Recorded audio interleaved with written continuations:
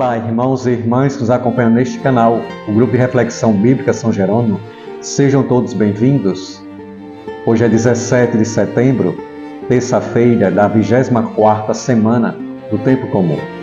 O texto para a nossa reflexão é o Evangelho segundo Lucas, capítulo 7, versículos 11 a 17.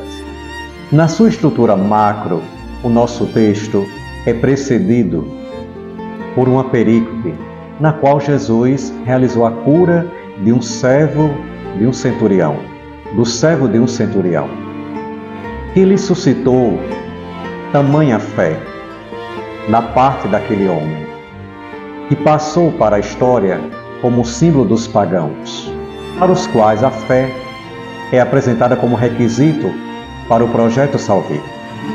Após a cura, Jesus deixou a cidade de Cafarnaum e foi para uma outra cidade da Galileia chamada Naim, que está a 38 quilômetros de distância de Cafarnaum.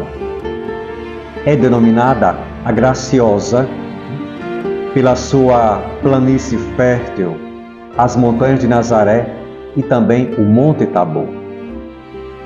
Jesus está acompanhado pelos seus discípulos de uma grande multidão. Ao chegar à porta da cidade, foi recepcionado por um cortejo fúnebre.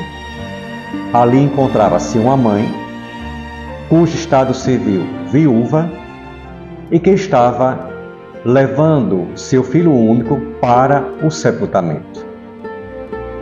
Também aquela mulher estava acompanhada por uma grande multidão.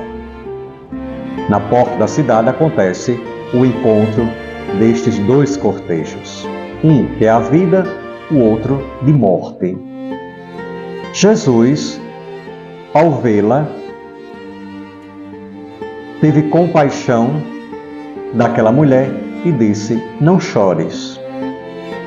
Tentou acalentar aquela mulher que estava impregnada de tamanha dor pela ausência e separação do filho único, pois a partir de então tornar-se-ia uma vulnerável, que estaria às margens da sociedade, pois não teria alguém para lhe proteger. Dito isto, Jesus aproximou-se do caixão e tocou e dá uma ordem: "Jovem, levanta-te, eu te ordeno." Imediatamente, o defunto sentou-se e começou a falar, isto é, voltou a viver. Jesus, para acalentar aquela mãe, entregou o filho à mãe. Lembrando-se que Jesus é o taumaturgo, a pessoa necessitada é aquela mulher que era viúva. Era comum os necessitados acorrerem ao taumaturgo. Desta vez acontece o contrário do que aconteceu na primeira cura da parte do centurião. É Jesus que toma a iniciativa, e Lucas vai denominá-lo de Senhor, Kyrios, um título que era reservado a Deus até então. Agora Lucas passa esse título para Jesus. Deus que age em Jesus, e assim acontece o milagre da ressurreição, para conceder àquela mulher dignidade e continuar o seu itinerário existencial tendo a proteção do filho. Quando Jesus realiza o milagre, a multidão reage de imediato com louvores a Deus. Admiração, um profeta apareceu em nosso meio.